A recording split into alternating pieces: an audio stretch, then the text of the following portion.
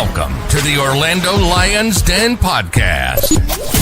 Your number one Orlando City podcast. For the fans, by the fans. For the fans, by the fans. Keeping you in the know on all things Orlando City since 2018.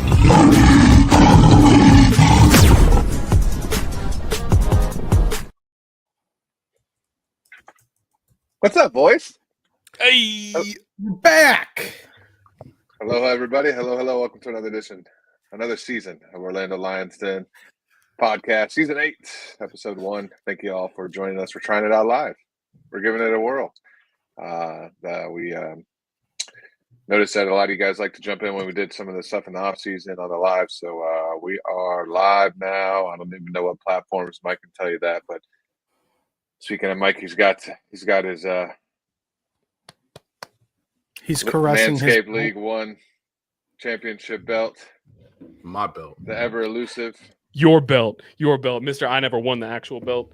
I think that's meant directly at you, not me, Cleon. Just for the record. But what's up, Mike? How you been, man? How's the move? I know it's about 7 o'clock out there, so you're feeling. Yeah, feeling no, I'm doing good. It's snowing right now. So game.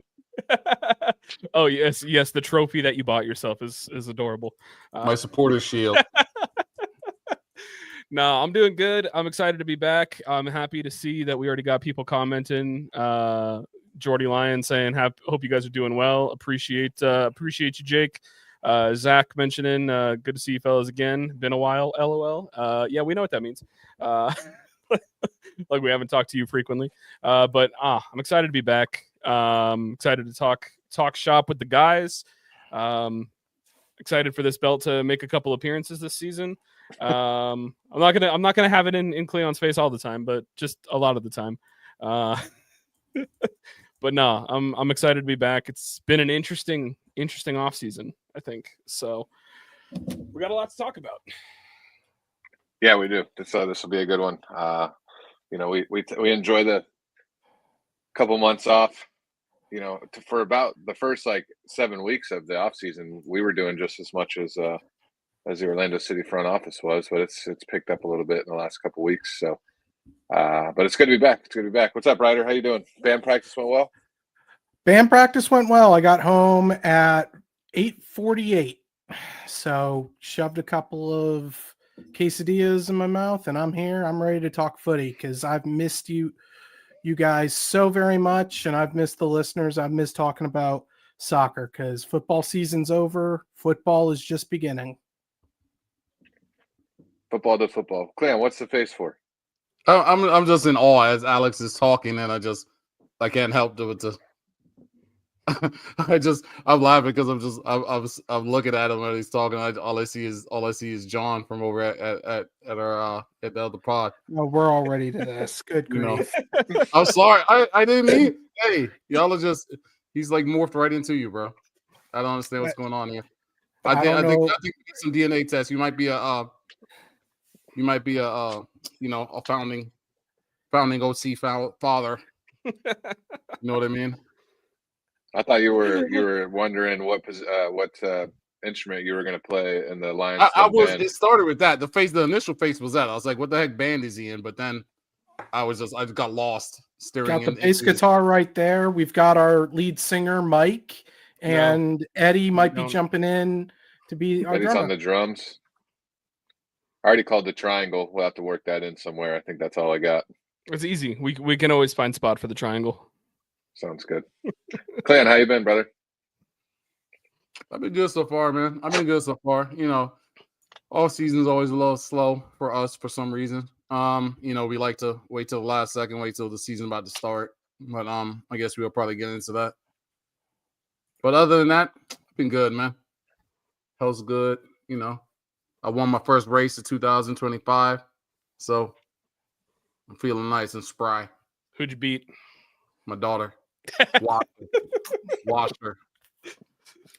Does money ever exchange hands, by the way, Mike and Cleon? Yeah. Oh, yeah. He sent me money, and then I sent it back to him after we got the proof of what he did on Halloween. So yeah, I'm I'm actually technically I'm 2-0 in one forfeit, right? Yeah. Yeah. You forfeit the initial race, but then I gave you your props for the tape on Halloween where you chased down a kid for stealing all the candy. And now you're done. 3 kids. There were three of them. Very spry teenagers. And oh man, that's too good. I would say unbelievable, but totally believable. Cleon in his slides. Yeah. running down 3 kids. Hey, you saw the video proof. You saw me come back with the bowl. We saw. That is true. That is true. It's true. We'll get into the sponsors. Let's shout out Eddie first. I think he was working his way in here, but we'll shout out our man Eddie at Comparing Insurance Agency, Liberty Mutual Company, auto, home, life insurance, renters insurance. I think he does pet insurance. He does all sorts of insurance. So get it shopped with Eddie. Speak of the devil, there he is. Maybe. What's up, Eddie? We're live. All right, right on time. Look at that. This guy here, bro. This guy here, bro. There he is, right there. You say his name and he's summoned. He's like Beetlejuice.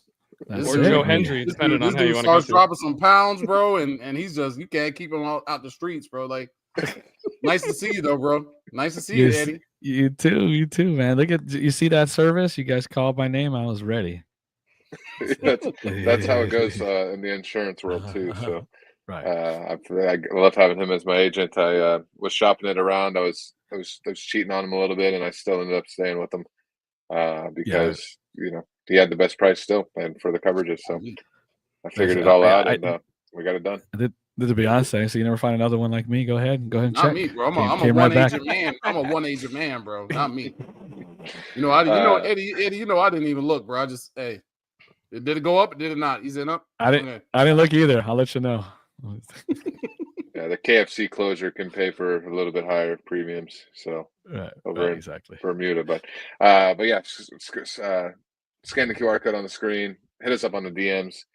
Hit up Eddie and shop your home insurance, shop your auto insurance. Y'all don't spend more money than you have to. Get good pricing, get good coverages, and at least make sure you know what you're buying. And Eddie can help you out with that. We got Leo at the Epic Mortgage Group, Epic Mortgage Team, powered by You Mortgage. He's obviously rates have been going down, and then I think they're pretty steady now, but they haven't gone down. So if you're looking to refinance, buy a house, give Leo a call, shoot him a message, 407-844-7696. He would love your business and to help you out, make sure that you get the Lions Den discount with Leo. And then we got Chad McGibbon. So if you're buying the house, get the mortgage through Leo, do the real estate representation through Chad, a longtime Orlando City follower and Orlando Lions follower. He's a really cool guy, and he can help you out locally with buying or selling your house. If you need a real estate agent, scan the QR code, hit up Chad McGibbon at Chad McGibbon on Twitter or X, whatever they call it nowadays. And then we got Hourglass Brewery. I'm going to steal it from you here because we're doing another watch party this year, re-releasing No Mango, No Party. It's coming back. We're trying to figure out what we could do as far as memorabilia, game tickets, and stuff like that. Give some things away. Only difference this time, guys, is rather than the Curry Ford location last year, we're going to be at the one in Longwood, which is a lot bigger, has like an arcade in it, like a bunch of cool stuff. You can play pinball. Cappy's food truck is going to be joining us again. Shout out Adam. We love you, man. We're really excited about this. Same situation. Come out, enjoy the game, watch the game with us. Hopefully we'll have some things to give away. And outside of that, enjoy the beer because it was tasty. So they're making it again for us. I was about to, y'all know I don't drink beer. I was about to go pull the souvenir beers off the top of the thing. I couldn't find it. I was about to go upstairs and go yoke both of my kids up. I was like, what the heck's going on? I thought it was down there sneaking beers or something, bro. It was behind the kid's picture, apparently. Somebody must have I already got a giveaway, that amazing season ticket reward we got. Anybody wants a 2025 season ticket scarf? Or they are something else. Watch party. Yeah, we'll give. You could have picked them up. We'll give one of those away. If you decide that you don't want it, we understand. Bro, I might pick up 22. I might pick up 22 and 23. Right, exactly. Yeah. So I didn't miss nothing. Is what you're telling me. So, but yeah. So guys, what we're doing is it's the first away game of the year, March 8th. If I could spell that right on here, which I totally didn't. It says March 8th, 7 p.m. I'll update that before the next one. But yeah, so come out, enjoy beers, enjoy hanging with City fans and Hourglass Brewing. We're thankful for them for being cool friends of the show. And yeah, we look forward to seeing you. I'm actually going to be back from Colorado for it, so I'm dragging my folks out from Tampa to come see it, come hang out. So it'll be fun. Come on out, y'all. It's going to be a fun time, and I'm excited to get the No Mega No Party get re-released. That's going to be awesome, and hopefully we get a good showing like we did. It's the first away game of the season, so come on out. Let's enjoy it. Let's have fun, and cheer on the boys. We'll see y'all there. All right, let's get into it. First topic, talking about arrivals, departures, just off season. The way it's supposed to be. Like I said, it was pretty quiet for a while, other than selling Facu, which I feel like is deserves its own segment almost. To me, a legend of the club, and now he's gone. It's going to be obviously big shoes to fill, but it's going to be weird not seeing Facundo Torres in purple, strutting out on match day one. Next Saturday, but we get rid of Facu, $14 million, somewhere around there. So good business, it feels like, to sell him after his best year statistically for us in MLS. And then we got a few arrivals coming in. Some kids that Cleon loves, Colin Gusky, right? Hey, the Gerbe guy, I'm a big fan. It ain't perfect. It ain't perfect. Hey, I don't count the college kids. I don't count them. I don't count them. They come through for us. The college ones come through for us for the most part. We always normally get like at least one every other year or so. The college kids. I can't wait till Gerbe plays, and then we got to hear the Apple announcers how many different variations of his last name we'll get this year. That'll be fun. You call him Gerber. As they do their remote play-by-play color commentary now. They are not going to be in the stadium anymore. They cut that. They're doging the Apple TV stuff. So don't. Yeah, they are. They're making it more efficient, and everybody's going to be sitting at home doing it for Apple TV. Wow. So, Apple they're not traveling anymore. They got to pay for Apple Intelligence. Come on now. Yeah, I know. So. It's got my Genmojis working strong. I'll say you that much. So, yeah, the Frontier tickets to Cincinnati and Orlando were too expensive, so they sliced it out of the Apple TV budget. So they had to give more to Messi. But so yeah, we got Gerbe. We got the biggest arrivals we got obviously are our DP and Pasalic. Pasalic. I'm calling him Pasalic. I'm making fun of how to pronounce. JJ's names. not here, but he's here. The spirit of JJ is coming through you right now. And of course the U22 Nicolas Rodriguez, and then my favorite signing, Edward Atuesta. Big signing, especially given the Cartagena news. So Eddie, I want to hear from you because I saw your post today too, or yesterday about Atuesta. But tell me your favorite signing, who you're looking most forward to, and what have you thought about the arrivals and departures so far?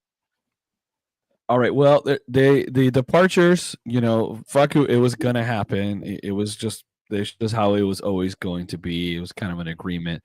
I was hoping it was like a bigger league than Brazil, because he could have gone from Uruguay to Brazil. So I don't know what that speaks to about MLS or whatever. But I mean, he got us the highest of highs anyone's got us to is Facundo, his tenure. So club legend to me, and it is tough shoes to fill. So regarding the spot that we filled for him, I like that we got two people in there because we didn't have really a second right winger. So now we have potentially two people filling in for one spot, so that you improve your chance of hitting when you have a more than one option. Yeah, this Marco, what is it, Palasic, I think. We're going with Pasalic. He looked Pasalic. I just know it ends in itch. We're going with Pasalic. He's got to come correct me himself at this point.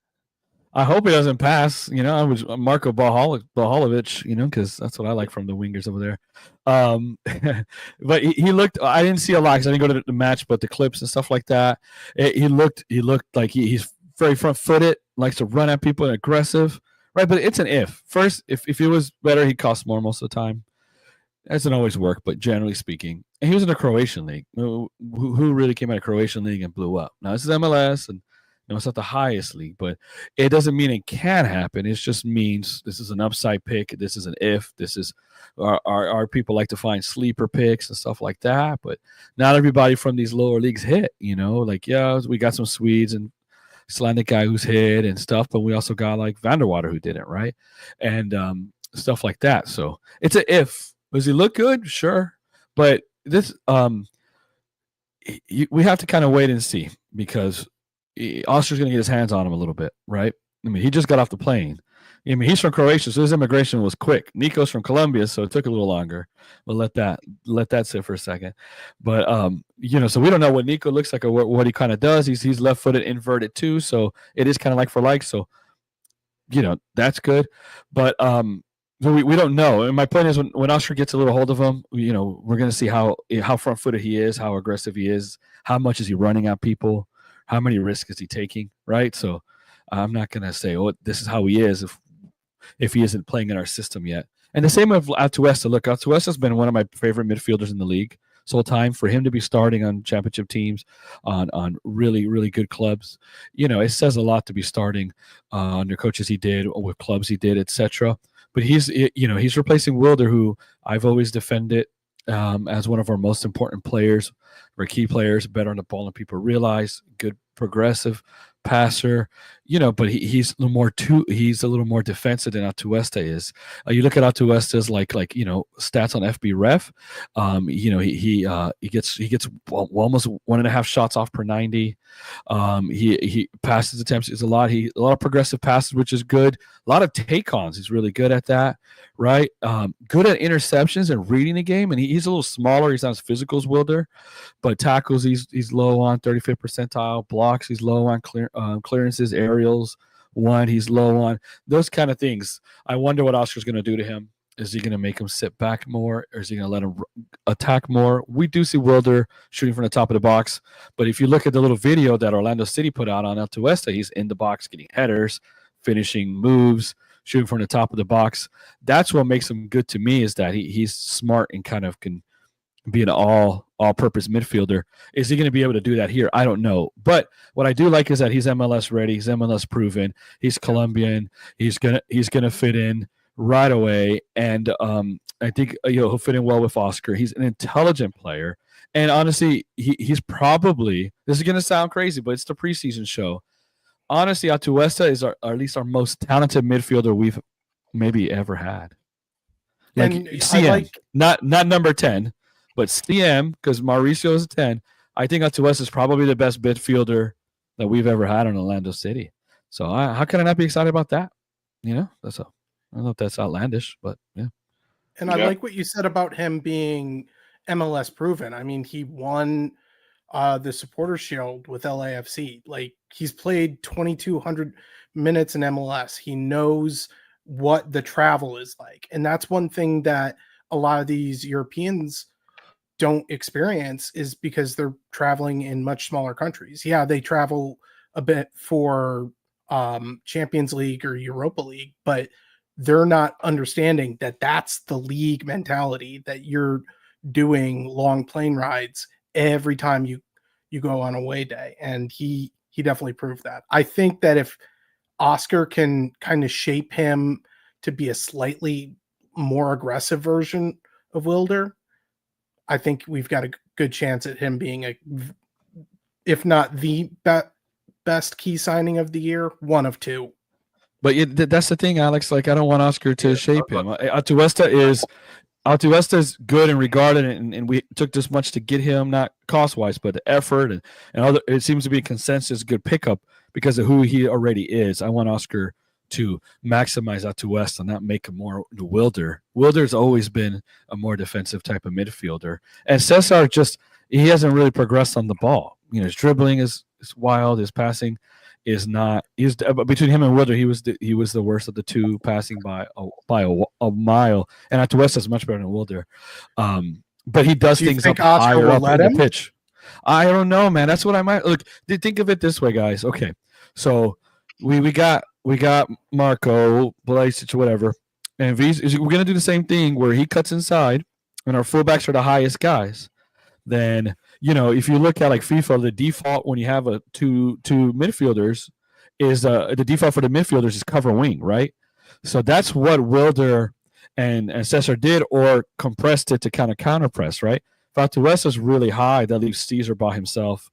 He's not fast. Caesar's good counter presser, but he's not chasing people down. And if Dagger's way up top and Dagger's prone to dribble into traffic and lose the ball, and he's all up there, then man, all you got to do is just kick it behind our fullbacks, and you got 20 yards of space. You're pulling out Rodrigo, isolating him, you're stretching our defense out, and then that's just not how we generally play. So he's probably going to have to be a little more defensive, but I don't know. Do you let the fullback sit a little bit back and let Atuesta go a little bit more forward, or Pulisic holds the whiff and Atuesta's an extra guy in the box. You know what I mean? And then the fullback inverts a little bit and kind of covers that pocket, that half space. It's a lot, but I don't know. The thing is, I don't necessarily trust Oscar to make these adjustments. It's kind of like I just see Oscar as 4-2-3-1, double pivot and a 10, and there are some wrinkles in there. We added the whole overload on the left side, like we weren't doing that before once Ojeda became the 10. But generally speaking, I'm just kind of like, I feel like he's a one system, one type of way play kind of guy. And I don't know, Atuesta, I don't think naturally fits into Oscar's pragmatic approach per se, with Bob, what was Bob or what if Voldemort over there? Bob Bradley, that 4-3-3 is a lot more adventurous. He wasn't the 6, he was one of the 8s in that 4-3-3 that he plays a lot. And we play 4-2-3-1, so he's already sitting back deeper than where he was. So I don't mean to rail on Atuesta, but that's what I do. I agree. I don't know. I'm with you, Eddie. I don't want him to contain the guy that we brought in, who to me is a plug and play guy if you play him in the right way. This is why I always say I want poppy proof players. I'm hoping Atuesta and Marco are poppy proof. It sounds crazy. You don't want to. The coach should mold them. No. To get these guys, what you think about all this? Yeah, for me, it's pretty much the same. Like, you don't really want him molding him anywhere. Like, he's a proven championship center midfielder. He was best 11 I mean? a couple years ago. Yeah, he's literally best 11, like in the league. He's not a guy you come in and try to change. You know what I mean? The to kind of counter like Eddie's worry about it, I feel like certain players, as far as midfielders go, like center mids and defensive mids go, he's by far has the highest profile of anybody we've had, definitely, ever in our MLS history, but definitely in the Poppies era as well. He's a guy that's coming in who's he's got some say. You know what I mean? Like, he's not like a young little kid coming in. He's not an old guy. He's only 27. But like I said, he's got championship experience. He knows what he's doing. He's literally MLS best 11 type guy. So I mean, he's not a guy that's gonna come in and usually even guys like Poppy, who are they're kind of in their set in their way. Certain guys that have a stature, they don't really get pushed as much, like, out of their comfort zone as much as somebody like even Cesar when he came in. He's only 19, 20, whatever he was. He's a little kid. He's got some bend to him. A guy like Atuesta, I'm not saying he won't try to get held back a little at all, but I feel like his drag and pullback is going to be a lot less than it would be on guys like Wilder or Cesar when Cesar came in, or guys we had, lesser guys that we had before that. You know what I mean? I feel like a guy like Atuesta, that's a huge signing as far as center mids go. That's a huge signing. That's a guy that's they brought him in and he knows why he's coming here, and Oscar knows why he's been brought here. And I just don't personally, I don't see him messing with him too much. I hope you're right. Yeah, I don't trust signing. Oscar enough. It's a big signing with if we had both. It's almost like Nani. Nani. It's almost like Nani, except for Nani was an attacker. You know what I mean? I mean, like certain guys. But even then, he benched Nani in the playoffs. You know. But I mean, that's kind of more fitness. You know what I mean? Like Nani was burnt. Yeah, So it was like, but yeah. So for me, I don't see it happening. I hope you're right. not You're that I probably don't right. see it happening. I don't worry about it happening as much as like, you know, you bringing in like a young kid off of someone's squad, and you know he's new to the game and things like that. Like this is a MLS Best 11 guy you talking about. This is guy. He's literally just come off. He's a championship midfielder. Like he's literally just come off his last 2-3 teams winning it all.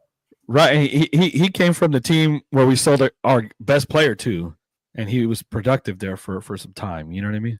So it's not like he's some scrub. Mike, when you're gone, I said he most likely. I mean, profile wise, he's already the best midfielder we've ever had. So, you know, not a 10, and he has potential to be the best midfielder we've ever had. I mean, you're tossing, I would say, you know, maybe a little bit of disrespect on some of the great names that we've had. Wow, Higuito's out here. Is Higuito on the live stream? I mean, I was going to say David Loera, you know, stuff like that, you know. Wow. Fernando Carrasco, disrespect. I was going to say, yeah, you know, the old hubby trade that happened there. Yeah. You know, don't forget that Luis Neal, Eric Avila double pivot. You went Luis Neal. I was going to go Luis Gil. You know, like that one worked out so well for all of us. Yeah, diamonds are forever. See, there you go. Gotta give it the deep cuts, you know. But no, I agree with pretty much everything in regards to Atuesta, and my hope is basically that he is poppy proof, like you're saying, because realistically, Cesar stays more deep lying, where it can be a more possession based team that can move the ball more progressively forward through a guy like Atuesta. Of course, you know, he's got to be healthy. Part of the reason why he got benched a little bit towards the end with LAFC last year is because he was a little bit of a defensive liability. He is not as well known for his defensive acumen, but he is really great in possession. He's really great at progressing the ball forward. I think he'd complement Ojeda really well. Hopefully would complement our wingers really well. And he's also a good right foot on set pieces, you know, because Ojeda's taken set pieces lefty, I believe.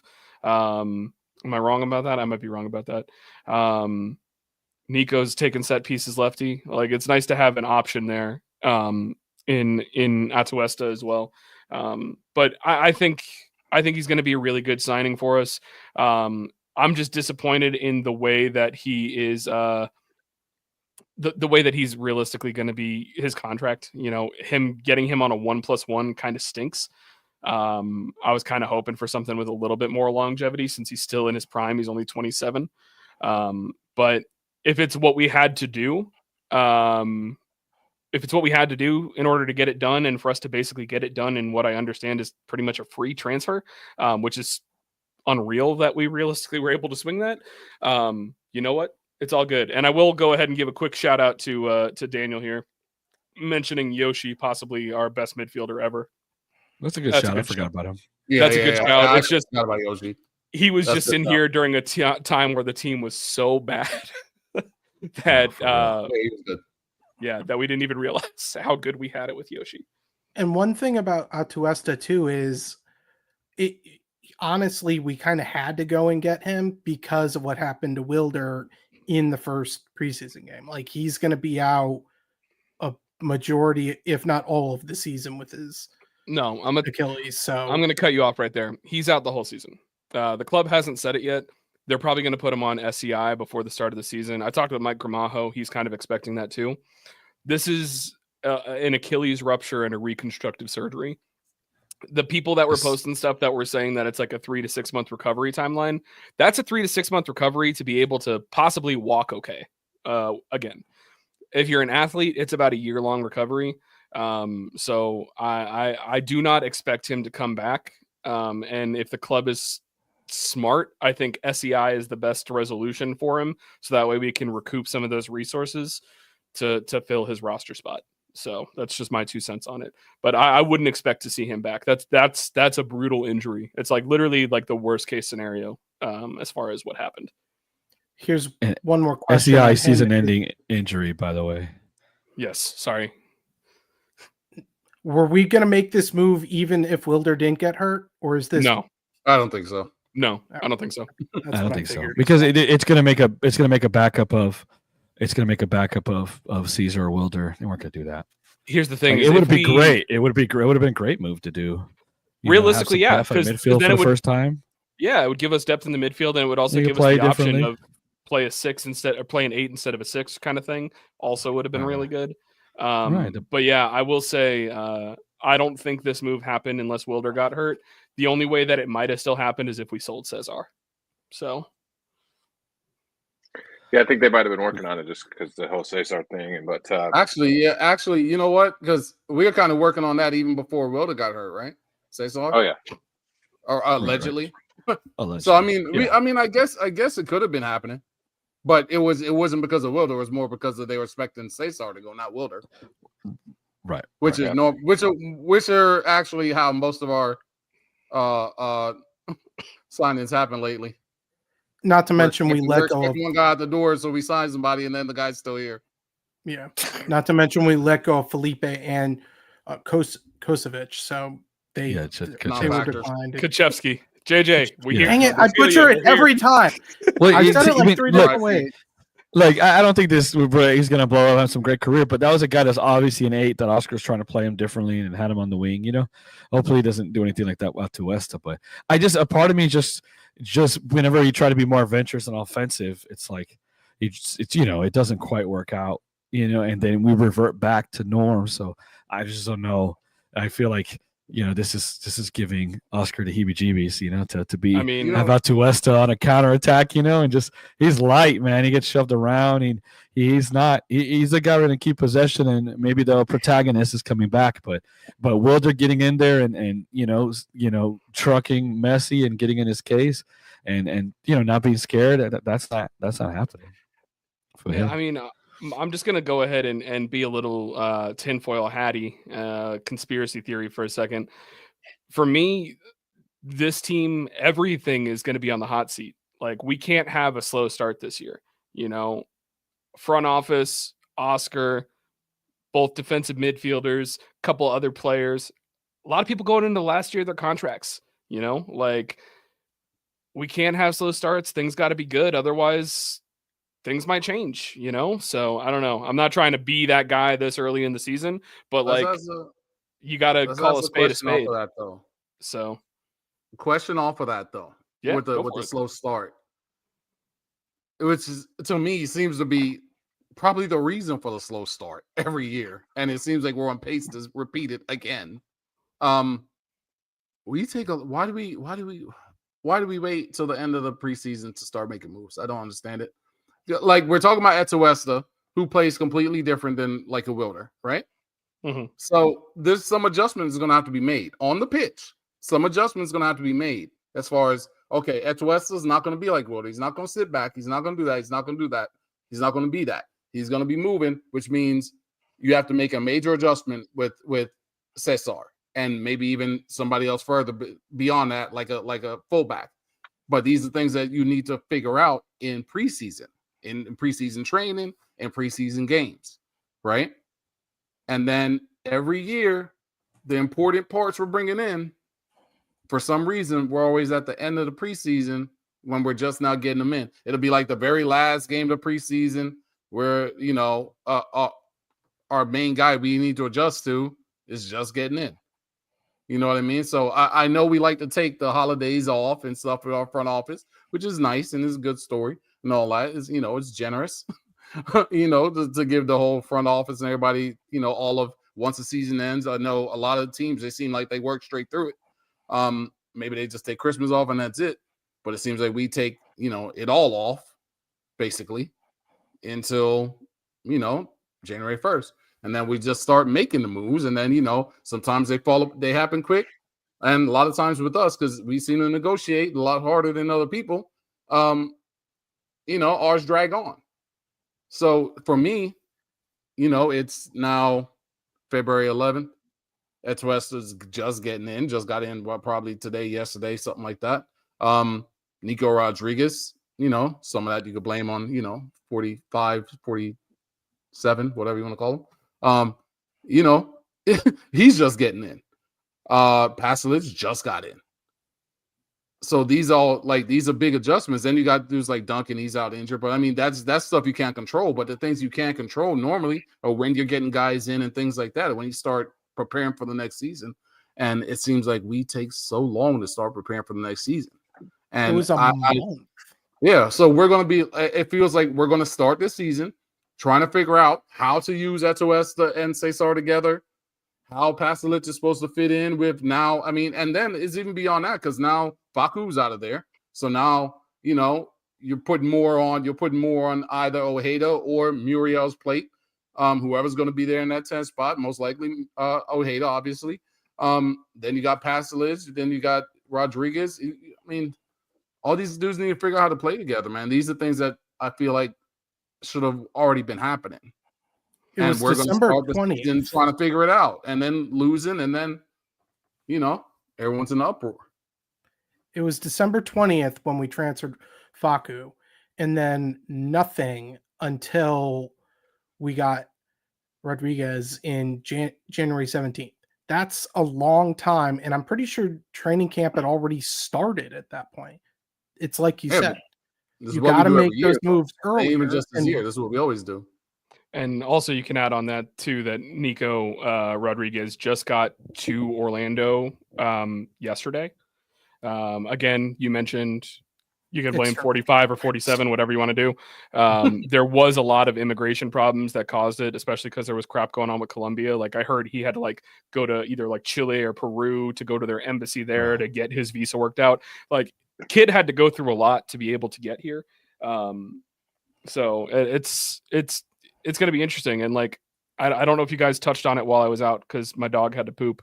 But when we're talking about Pasalic and his expectations, I feel like it's kind of important that you got to first off know that he's not Facu. I got in an argument with someone on Twitter because I said he's got big shoes to fill. And someone's like, I mean, not really that big. I was like, I mean, Facu's our all-time leading scorer.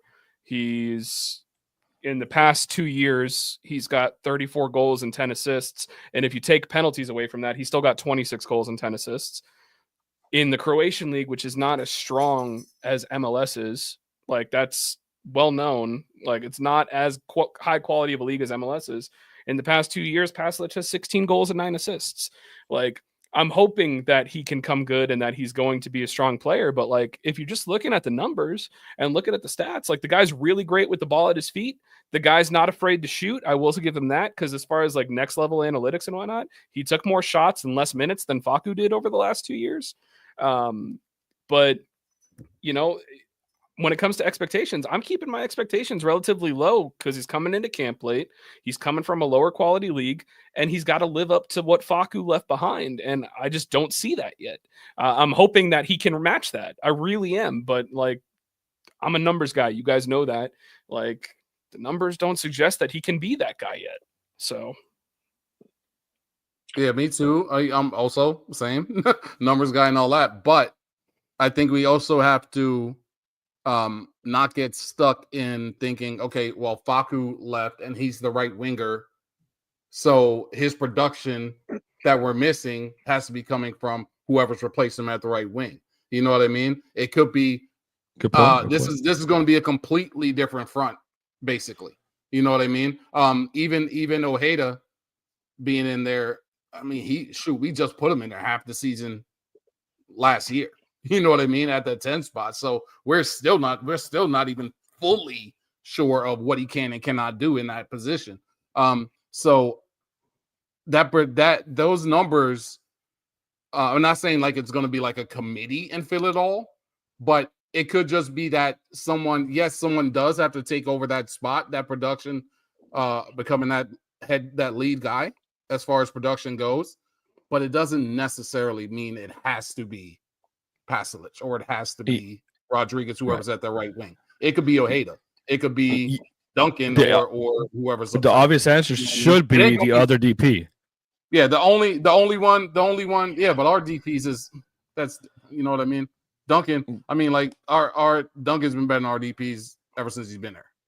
Right, you know right. what I mean? Know, so but in theory, To me, If you once could once the guy's on the field for us, that DP stuff for me is pretty much out the window unless it's about someone like Mariel because he's making a friggin' What's I'm talking ridiculous about? amount of money. The remaining DP should be the one where you're like, okay, let's get you to near double digits, and he'll probably take the pens, or he should. I would if he's expect on the now, pitch. mind you, I'm not saying like I expect him to be like 3 goals like he's been doing. No, that's a failure.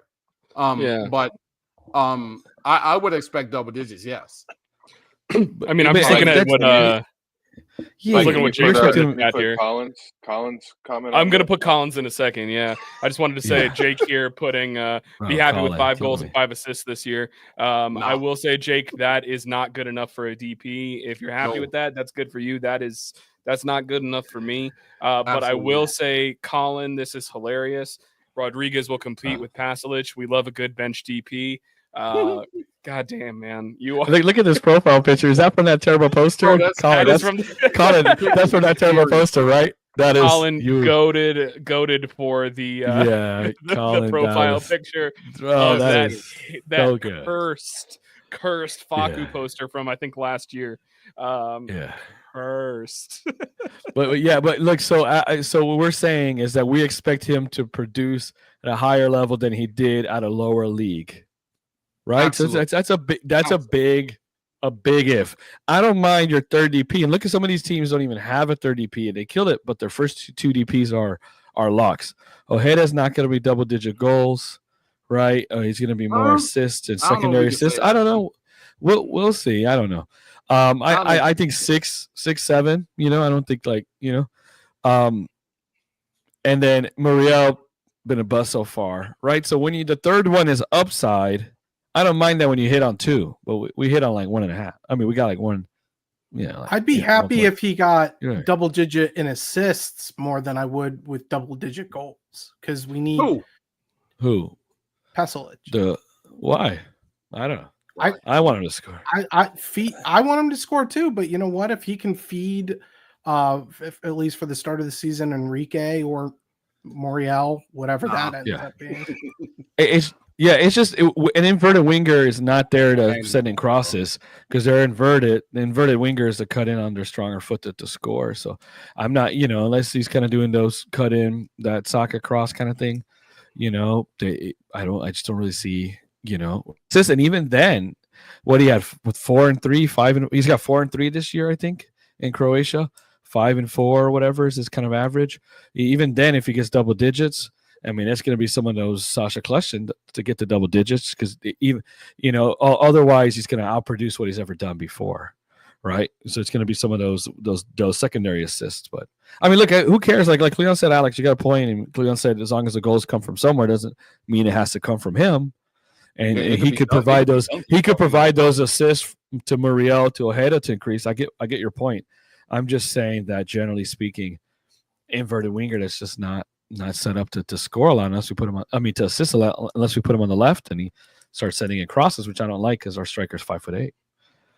Did you just say Ojeda 6 or 7 goals?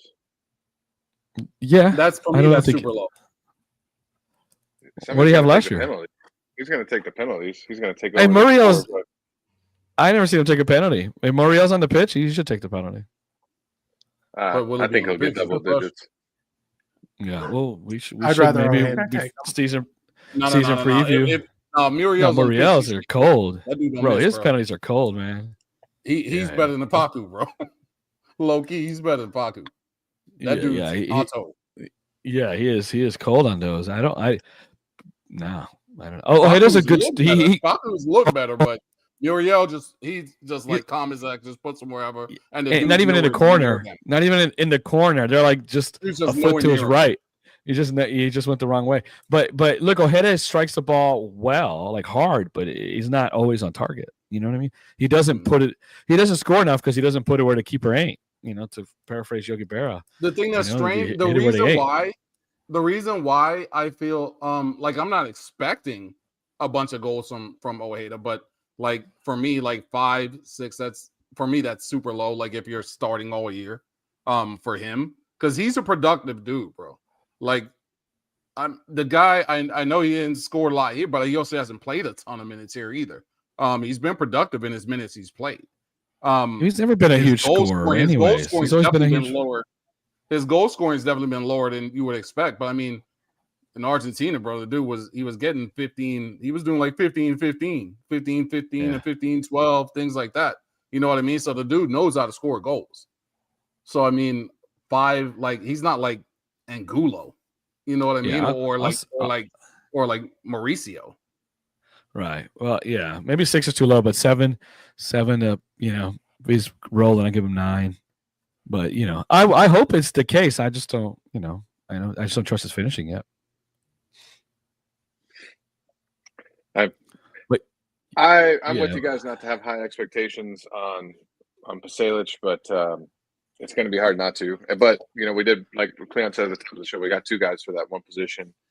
Like Colin said, we do love a good bench DP, and the guy behind him that we're bringing in is U22 is Colombian. So hey, I think Colin might be onto something there. So you never know. But I would like to see him hit the ground running. He looked, by what I saw, he looked pretty exciting in the first match, and hopefully he's got some class and some creativity to kind of pair up with Muriel if he ever does play, and Ojeda, because no offense to Angulo, but Angulo don't have that.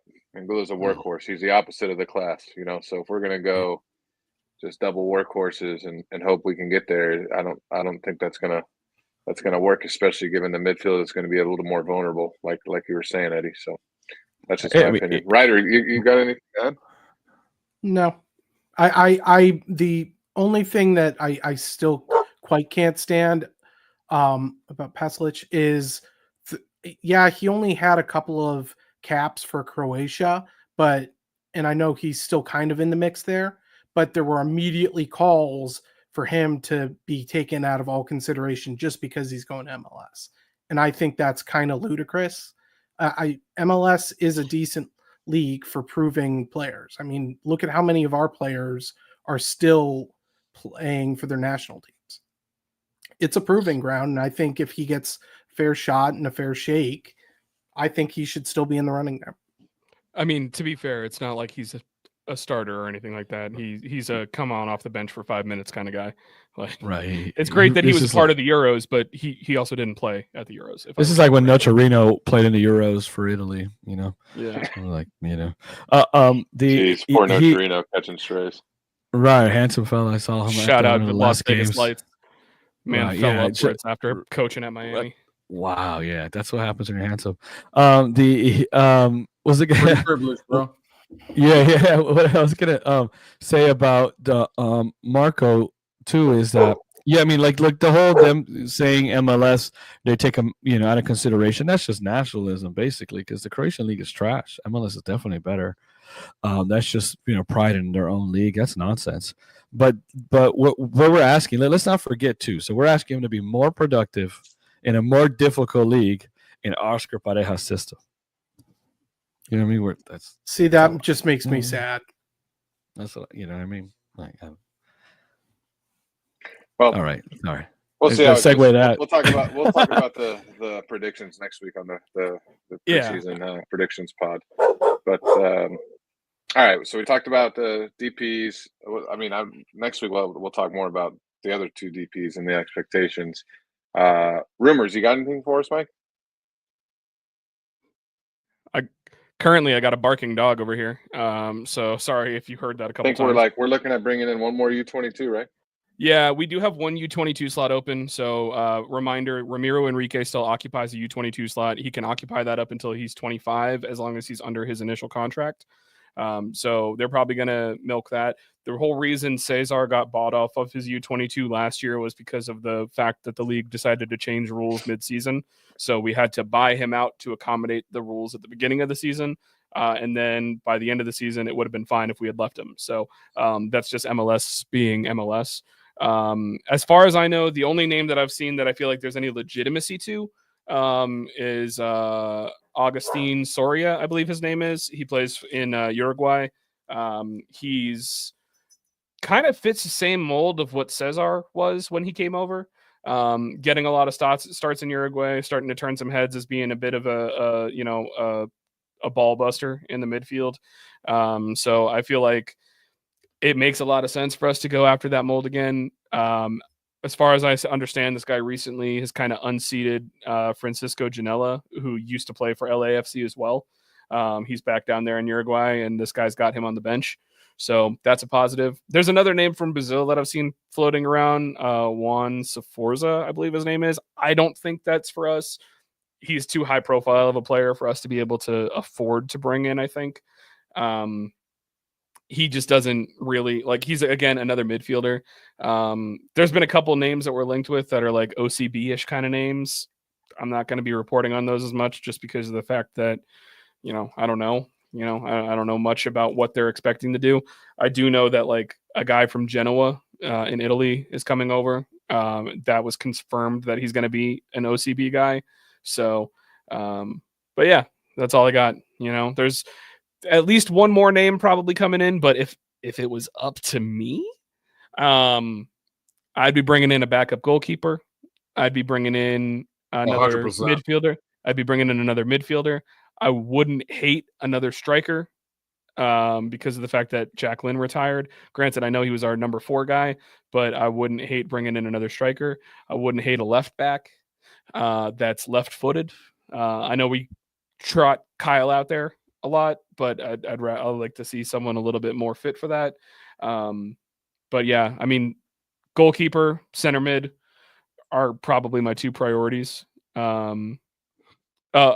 Jake, I'm sorry to break this news to you. Any word on a Mason return date? Never. We traded him to Real Salt Lake, so he is not coming back anytime soon. He is not our player anymore. The exact reason we need to look at possible goalkeeper depth, because Pedro's not a young man anymore, and he might still be away for Peru quite a bit this year. I'm going to say not might. I mean, he's still going to be away. He's still the best goalkeeper in Peru for sure. Even if he does start to, Yeah, he's the captain.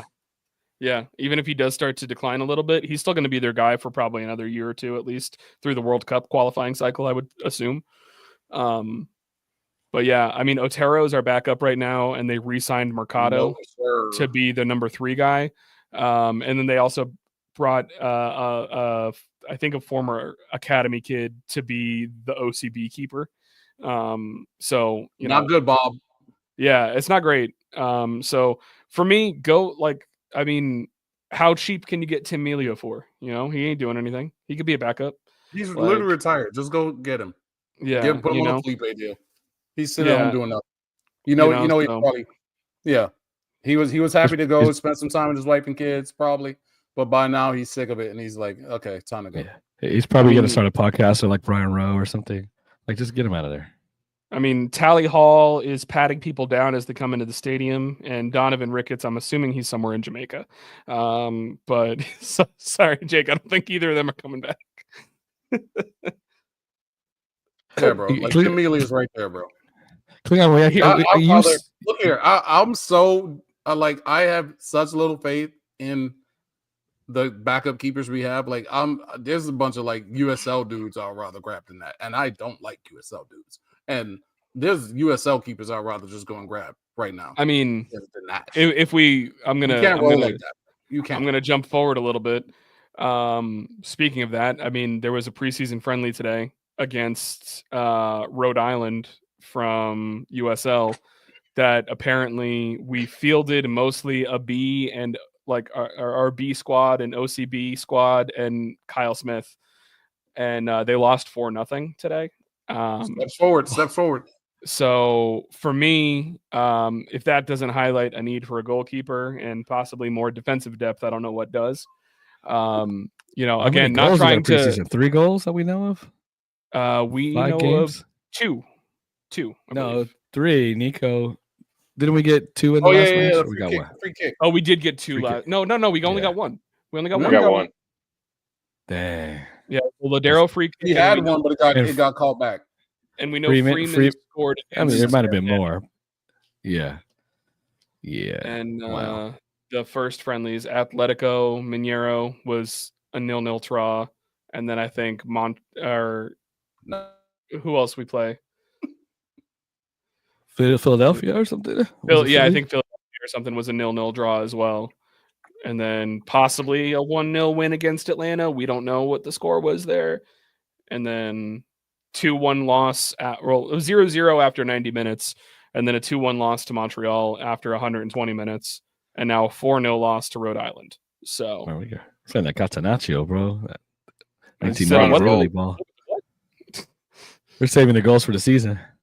yeah, Unfortunately, excited. Nico wasted his free kick on the preseason.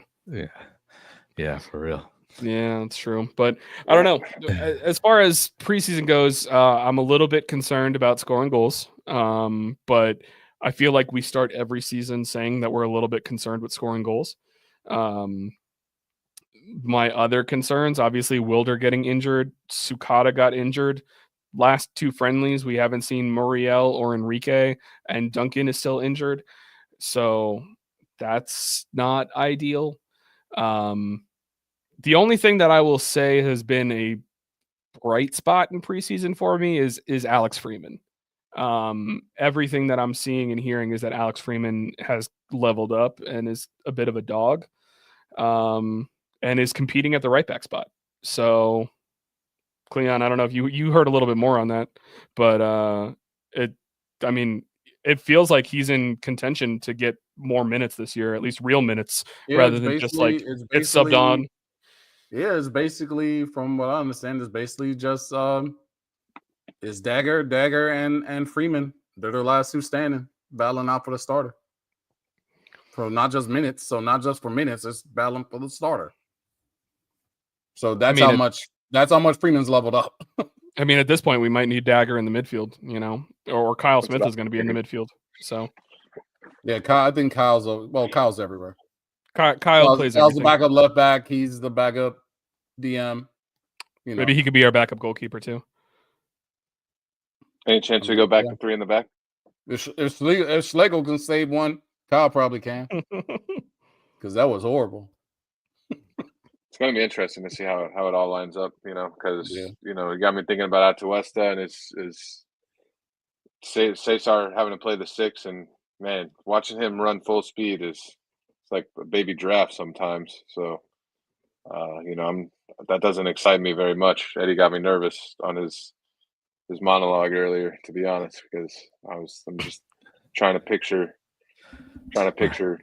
Cesar track back and run full speed with his back straight and his head back, and just giving his all 110%. That is Wilder's 85% at best. If I'm the ref, we saw his first year he played solo 6 a lot more, and man, but when they're running at him and he's chasing back, you know what he's thinking, cynical foul. Up and down.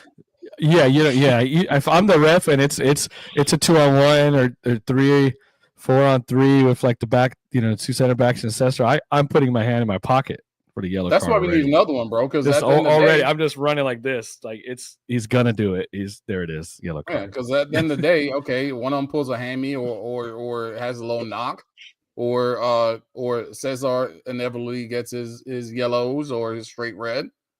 I mean, who's there? I mean, I guess the rook. I guess that old looking rookie we got he looked pretty solid. Be. And, I don't like I don't like the kids, but he looked pretty solid. I was always. Man, but I thought it was a good pick from Clemson, but we'll get anyone. We got 2 people from Clemson, but as long as they didn't go to Mount Verde, and we'll get a Clemson all day, even though half the team is from there. But but he looked good and solid in college. He's big. He looks like a grown man. He doesn't look like 27. Because he is a grown man. He is. Yeah, he's like the guy red shirt a couple years. You know what I mean? Yeah, he's like the Brandon Whedon of college soccer. He's coming out. Right. Yeah. Exactly. Yeah. He's dude had like a full beard and all this coming out of his. Right. Yeah. This is like we got Charlemagne in the midfield. We got Charlemagne from France over here. So he looks good. I'd rather. He looks solid though, and I don't like the kids like that, bro. He looks solid. He looked solid. He did. We drafted him. I looked at stuff from Clemson. He's good. He'll get a good look in the Open Cup. I will just want to go ahead and address Daniel's comment here. Man, come on, dude. You've been following this club for a long time. You know that they ain't going to tell us jack squat about injuries.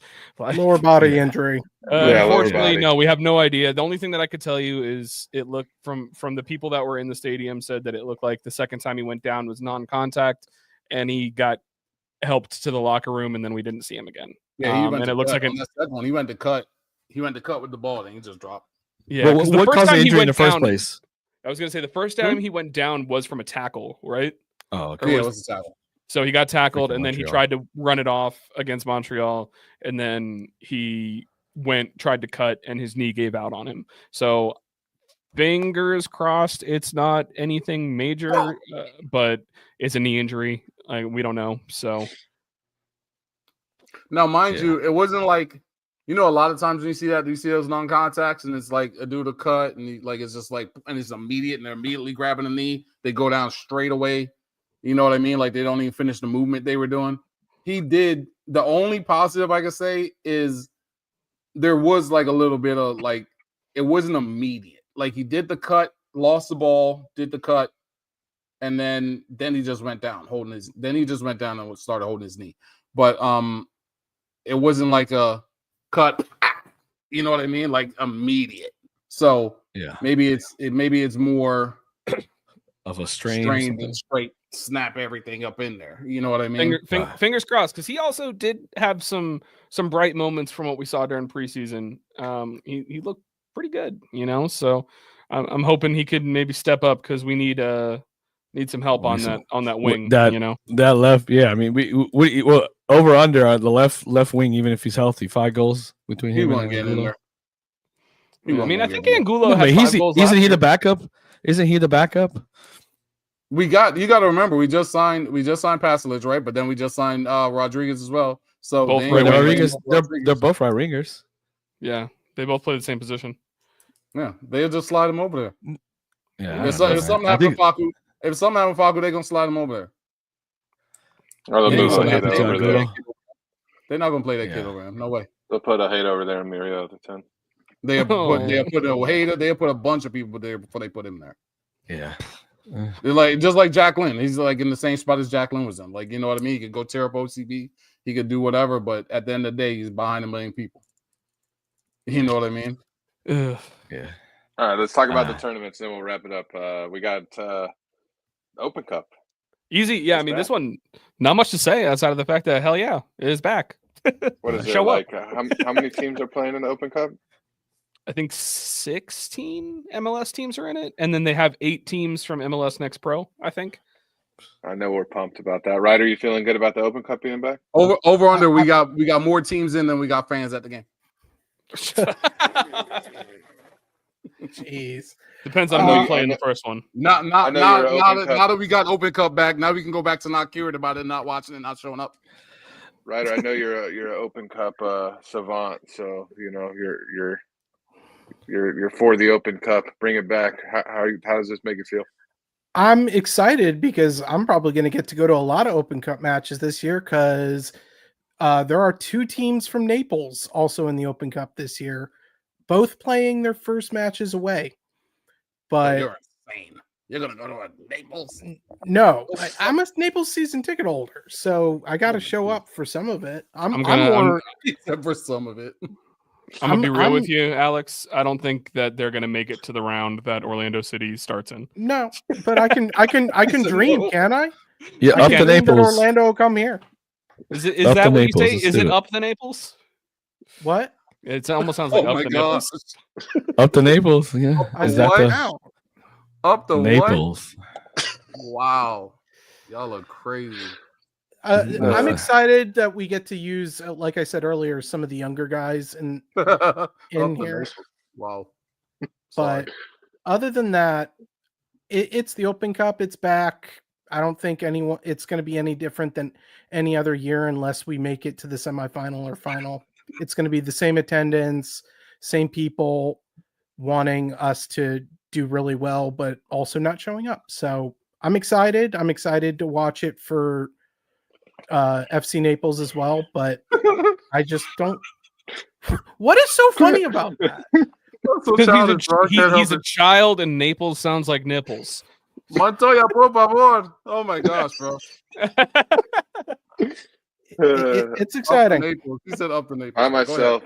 myself am also excited for a Tuesday night match with 3,700 of my closest friends. I can't wait. The good thing we know is that whenever people are like, yeah, you look at Europe and the FA Cup and all that stuff, right? And look at all the attendance. You know, we know OC Twitter is pretty much everyone who's in attendance at Open Cup. You know what I mean? So like we need to show up, and those people do show up, right? Like like Alex and myself and other people. But outside of OC Twitter, maybe OC Facebook, that's pretty much all who's going, which is sad because I want more people to show up too, But Colin's on it today, brother. Why would you put that up there, bro? I put that up there because I wanted to see you I'm laugh just at calming it. down. And then you put the face, you put the Paku face with the comment, bro. Come on, man. What are you doing? Right. Hey, look, yeah, Colin, Like, you know what you're gonna get now. Then you're gonna be mad at me. Hey, you know what's gonna happen if you do. Colin's setting expectations. DP contribution so far over here. Homegrown, first teamer. Colin OCSC. Yeah. Well, All you right. guys can't get mad at me for not showing up to the Open Cup because I don't live there anymore. But if we get far enough, I'll try and fly back. I promise. Yeah. By far enough, you mean the final? Yes, by far enough. I just want to clarify that. Yeah, you're not talking about round of 16 versus Naples. No. Oh, maybe. At my house. Maybe. We'll see. Yeah, there we go. We got it's up at the rider. Like, I'll have Alex fly me into Marco Island. So There you go. Naples There you got an go. airport.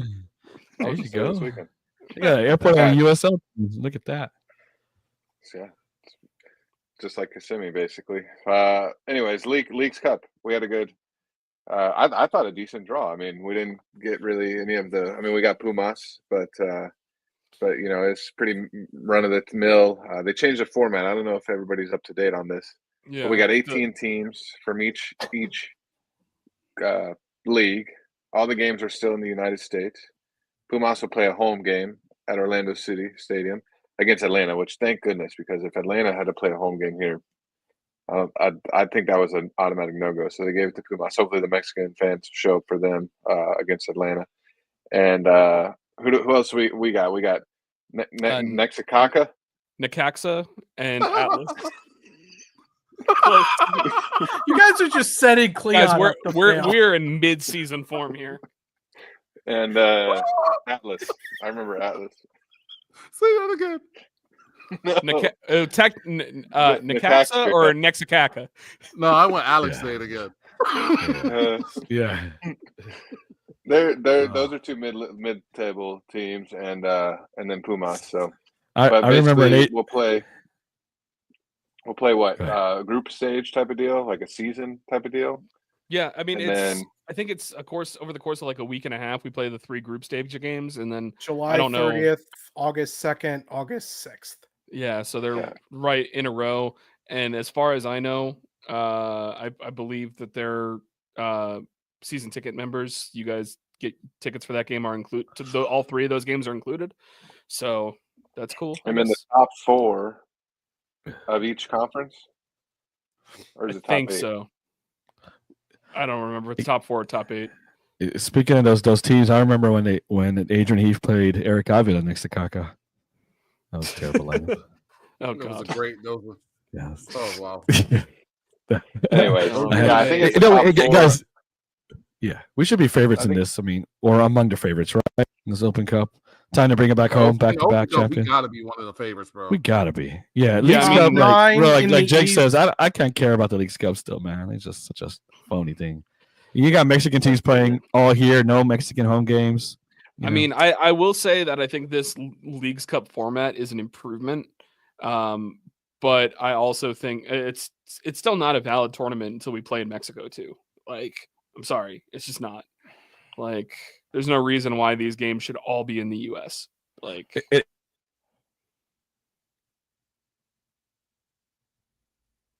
Mexico's like, yeah, we don't need to play it. We don't need to play it at home. We'll just make more money in the US. They don't even seem to care. That's wild. Yeah, but I don't know. Realistically, the Open Cup, as you were saying, guys, we should be a favorite in that. We're one of the top MLS teams that is in that. At least based off of last year's standings, I think we were technically the top one. So there's a lot of teams that are not in that we should beat. So, Cleon, you asked about who's in. It's the top 9 from the East and top 9 for the It's the West. playoff teams, right? yeah. Yeah. Yeah, The only exception is Vancouver did not get in, and they are replaced by San Diego FC. Which cash grab for In the Erwin Leagues Lozano. Cup? I got it. Yep. Yeah. for Yeah, sure. they wouldn't be in the Open Cup. They're in the Canadian Championship. Well, yeah, they wouldn't be in the Open Cup anyways. Yeah. Well, I hate the Leagues Cup as well. I don't really care that we don't play in Well, I Mexico. mean, I know you a bunch of Mexican fans are across the country, and they get excited to see their team and not have to travel to Mexico to see them. So I think that's a decently cool part of it, but I also can't take it seriously because there is no home field advantage for them either. So I'm kind of with y'all. I wish because they're advancing. It's 4 and 4, 8 or 8, but there's an equal amount of teams from each league that will advance to the knockout rounds, and I feel like why not at that point? Why for the knockout rounds? Why can't we start playing in Mexico? We're seeded at that point. There's a higher seed and a lower seed. It's not like we're traveling to Europe. It's we make farther road trips for Wednesday night games in MLS than some of those teams in Mexico. So I don't. It's true. I feel like at that point it should be a home team affair, and maybe that's something that can change in the future to legitimize the tournament a little bit more. So. Money. Yes, sir, Daniel. You're right. Yep, for sure. Anybody else got anything to add, or are we going to roll as the shout-outs? I mean, I already put it on the screen, so. All right, well, who's going first? Cleon, you got a shout-out? You look like you're thinking. Mm-mm. All right, Mike. I know you're always prepared. I mean, I just wanted to go ahead and give a quick shout-out to Manscaped League One. I appreciate being your guys' champion for a full year. Oh my God. Hopefully, I get to be a forever champion and hold on to the belts for another year because we know Cleon's not going to be winning it. Bro, come on now. Y'all tripping. Calling it your belt when you've never won it before. Come on, man. But no, for real. I'm just excited to be back and doing this again. I love all you guys, and I appreciate you. We got over 250 people that are watching right now. That makes me happy. And also shout out to Hourglass Brewing for partnering up with us again. And I'm also trying to see what I could do to get us one of those sponsorships with one of those ticketing sites. So that way for you guys trying to buy tickets, whether it be traveling to an away game or last minute deciding to go to a game, we can get you guys a discount code or something like that. So hopefully I'll have something on that soon. But I'm just excited to be back. Vamos Orlando. Vamos Lions Den. Love you guys. Ryder, who you got? I got 3 small ones, 3 small shout outs. Shout out to Mike for kind of carrying the rainwater through the off season with all these great rumors and tweets to give us anything to rely on.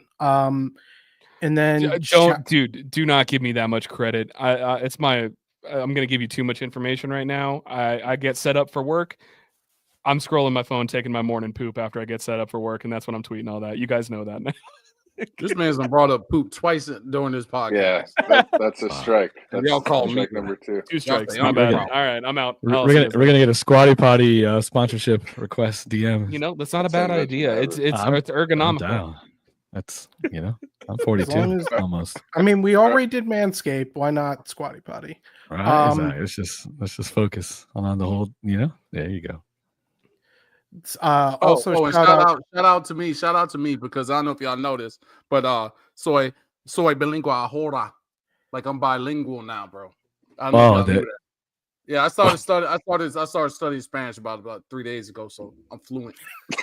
How's that Duolingo going? I don't none of that, bro. None of that. I just watch Spanish shows. Spanish Temptation Island, Montoya por favor. And I've been locked in. So now I'm fluent. You didn't think this was a good idea when you were married to a Puerto Rican, but now it's a good idea. Well, You're talking about late signings. Why are we signing people late in the season? You're learning languages late in your marriage. Nah, bro. Oh, I know how to ask for certain things and things like that. yeah. Oh, okay. You got that. Okay. Multiple Yeah. actually. But nothing I Okay. can use here. Okay. Gotcha. All right, Ryder, you had another one? Yeah, it's kind of a combo. Sad week for the Chicago Bears organization with the death of owner Virginia McCaskey and former head coach Dick Duran. It was a sad week. So Dick Duran was the first coach I remember watching for the Bears in the late 90s and early 2000s. So, and it's just sad to see the owner pass away. She was 102. 102 in the last game she ever saw on her birthday was beating the Green Bay Packers. So That's great. Rest in peace, 102 Virginia. and never saw a QB throw for 3,000 yards. okay. Yeah. Come on. No, it's 4,000 because 4,000. Oh, okay. Caleb Williams actually broke the record for most by a rookie by the Chicago okay. Bears. Oh, okay. Sorry about Which that. doesn't make it any better, but yeah. Yeah. Well, that's a good way just to sign off. Yeah. I was gonna make a joke too, but then it was about death, so then I refrained from myself. But Eddie, you couldn't even do that. So No. Yeah, it's not, bro, there's no limits. So- The older I get, the less I care. But shout out to the Eagles for being the Chiefs. Sick of those guys. Patrick Mahomes, that guy. I don't even like to wear his helmet. His helmet doesn't look like it fits right, I'm just sick of them and all of that stuff. And that was good to see Kendrick Lamar's halftime performance. That was hilarious. Mustard for life. And yeah, Dying. Rest in peace to Drake. right. Wow, that was just brutal. I was trying to explain it to my teen kids. I'm like, you can know they're spoiled when they're not getting the references. I'm like, you guys are dorks. Just kidding. I love you guys, but they're so innocent. I'm like, you guys don't get what you don't know what a crip walk is. I'm like, what failed as a parent. Anyways, Can you believe that he legitimately brought out one of Drake's exes to crip walk just to on the X in the X. Two of them technically. Yeah, in an X. She Yeah. crip walked in the X. Yeah, in the X. That was fantastic. I want to just say it's commendable the level of petty that It was. he's hater of the year. Like me and Cleon Like, even talk Cleon wrestling was all like, the "That's time. petty." Me and Cleon talk all the time in the wrestling world who the biggest hater is. Kendrick Lamar is a bigger hater than everybody in the world. They're like Mysterio, right? The Mysterio kid, like, I mean, just on top. No, that was Dominic's Dominic not the Mysterio. biggest hater in the world. He's up there. It was Drew McIntyre last year was the biggest hater. In Oh wrestling. yeah. He yeah, was. Yeah. He was crushing it. Right. And yeah. And tomorrow is the New Jersey. Usually, like I'm an easy gift, a person to get a gift for my Christmas. I get an Arsenal jersey from my wife, and then for my birthdays a couple of weeks, and the OC kid always comes out and she gets it. It looks like a training top. Not a huge fan. My wife's like, "What am I supposed to get you now?" Like last year I wasn't even sure about it. I was like, "Oh, it's so expensive." The whatever throwback. What was it? Our history shirt. Honor or whatever. thy history. Honor thy history, exactly. I'm like, it's just so much now. She's like, that's what you're getting. I don't know what else to get you. and I already have a squatty potty, so I didn't need anything else. And I'm just hoping the jersey looks better when we see pictures of it on. We'll see. Yeah. It looks like I've been saying in the chat. Speaking of haters, I've been hating on it. We'll see what it looks like in person, but it looks like. In FIFA when you don't have the rights to the team and you make up a team name, it's called like the Orlando Hurricanes, and they just give them a Calcio, shirt. aka Juventus. Yeah, Piemonte Calcio. Yeah, it's like Kissimmee, the Kissimmee whatever, Kissimmee Cyclones or something. That's what it looks like. Or Kissimmee Wanderers. Or if the USL that team Tormenta in Georgia got a purple kit. This is what it kind of looks like. So we'll see. So no, stock down to whoever designed the jersey. We'll see how it looks in person. Cleon, was your shout out that you learned Spanish? Yeah, see. Crushing it, brother. Low hanging fruit there. So my shout out is. I think it's a letter. I'm gonna close and just say my shout outs to me. Oh, hell yes. Because right, deserve it. I'm gonna hold strong all season, and I've been wrong in the past, and it's worked out really well for us. So if I'm wrong and it works out well, then Hell yeah. And if I'm right, then I'm right. So I see no downturn to this, but Poppy out. Already, Poppy, oh my God. Already, Hey, look it at worked this. when we talked about it last year It's and he true. started Yes. performing. I think Whenever guys, I was, yeah. It's for those that are not under. I just want to say this is definitely reverse psychology swag. Right. Whether he's going to admit it or not, as soon as he said Poppy out the past 2 seasons, we turned things around. So why not just start from the jump and we come out hot? We're going to win the Oscar's series. Poppy, Oscar's 100% out. Spidey sense just went off. He Right. knows that someone said Poppy out, so he Yeah. needs to get out there and get stuff done. Unless Yeah. Alex, I thought you were going to Preseason- shout out. I thought you were going to Fuck shout yeah. out yourself for getting your twin engine. Congratulations. Yeah. That's what I was expecting too. Captain Alex. No, Captain Poppy Brown. out, buddy. Yeah. Poppy out. Yeah. Well, hey, shout I out to take more Alex. pride in that. I've known Alex for, I don't know, 6 years now, and he's had 6 eight years. careers. I haven't worked Right, at Liberty more? Mutual in 7 years. 7 years. I've known Alex for 7 years, and he's had 8 careers since then. And Alex is like 29 or some 28 years old, 27. I don't even know. So shout out to Alex. His latest. He's got twin engine pilot now, captain. So one of these days, you know, we're gonna have the Orlando Lions Den Force One or something, Air Force OLD. One of these days, Alex is gonna be. I'll be 32 Yeah. next month. This man Oh, this man you on know, JJ come on, let me levels, have it. bro. Oh, what about what ages? JJ levels. Oh, about age? No, this man on JJ levels of hating, calling that man Poppy out already, bro. Right? Yeah, I know. I told y'all last year, Poppy out, J- no matter what. J- After did the say last- that. Poppy no He said- siquiera hace nada. Brother, Right, we lost bro. 1-0. We lost. Let's have we vote. lost No Spanish 1-0. Cleon. We Yeah. lost 1-0 at home in the Eastern Conference in an Eastern Conference final. We had a chance to go to the MLS Cup. We couldn't even score a goal. All right. All right. We had like 1.5 shots on goal. We had one chance. we've been ripping the net the whole preseason though, bro. Poppy out, brother. Poppy out. Ripping it? Ever since then. Yeah. There's a reason someone we signed JJ's. Atuesta to a 1-year contract because we didn't know what we're going to be doing after next year. That's where everybody's stuff ends right now. Oh, wow. Someone I'll tell you that JJ's right in a hotel for some conference for gut health with no shirt on his stomach. Hell yeah, Alex. All right, I get it, but I'm staying on it all year. Hey, I mean, It's gonna- to be fair, I'm pretty sure on our wrap up pod last at the end of the season, you said that. So you're sticking to your guns. I respect it. And if anything, I just hope that the reverse psychology juju that you're putting out there and that you're sprinkling, I hope that it works. Is it reverse psychology? I don't know. For the sake of If it works, it's reverse psychology. If it doesn't work, I was right. for the sake of the fact that the arguments this might cause between other Orlando City pods, I'm saying it's reverse psychology for right now. Keep the peace That to sounds start like- the year. That sounds like my wife when she argues. If it went her way, she meant it. If it didn't, she was just kidding. I'm also married. I learned from the best. So I'm just saying, 1-0 loss still stings. I'm still hurting. It does. Well, that From the- was their best from the chance, man. final. The stars, And, the stars aligned.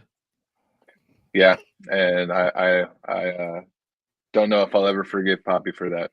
So Okay. Yes, See, we- before we get ready to wrap, Jake asking if we're going to be at the home opener. I would not be Ryder, there. will My you be daughter's there? in a play. Okay. Nope. With- No say. No say. Nope. I will be at No, say, shut up, shut up. No say. I will be at a baby shower. What? I'll be there. Oh, forget that. That baby isn't gonna remember that. Forget that. That baby. Look, Yeah, I'm well, going. I'm gonna see my family. will. my yeah. Your family will. My I'm baby's in a play, but she's a freshman, and this is her first like supporting role. Sitting here like, And, baby, so I I'm not- shower yeah. every day. You're not Yeah. special. Like, Right. So I'm gonna go watch her play because that's the right thing for dad to do, and so I will yeah, I'm be gonna there. miss. I'm gonna miss the opener in person. Last year was the only one I've ever missed, so I'll be there. okay, fair enough. Okay. Okay, so Clear, I'm you'll gonna be be. there. I'm You know in you'll a be there. mountain somewhere. So you know. But Mike will be here March 8th for the Orlando Lions and watch party at Hourglass Brewery. Watch us play Who are we NYCFC. NYC. NYCFC. A New York team again. Yep. Away there, boy, man, they're gonna sell a lot of beer. To be Away fair, at CFC, what they do to us there. I tried to get us to pick a different team just because of the That's fact that the I said L. we're playing on a baseball stadium. I don't want to be there for that one. Like, we never play well in the baseball stadium except for like one time. Like, so I tried to push for a Molina different goal, game, the header. but it's the one that worked for us. So let's It's the first one. Let's knock it out of the park. Right, that'd be a home All right, run. that's enough. Our, I'm done. yeah, our last watch party was a home run. Yeah, that's even too All much right. for me, guys. We'll see you guys. We'll see y'all next week for our season preview pod. We'll be Season making preview all of our next week. predictions. Say talking about what clear. we're gonna see. Adios. Hasta We'll make luego. sure Thank that you guys for joining us. AJ wears clothes. Vamos, that one's easy. Vamos. Adios, everybody. See ya. See you mañana. Thanks for joining us this week on the Orlando Lions Den podcast. Don't forget to follow us at Orlando Lions Den on Twitter, Facebook, and Instagram. See you next week in the Den.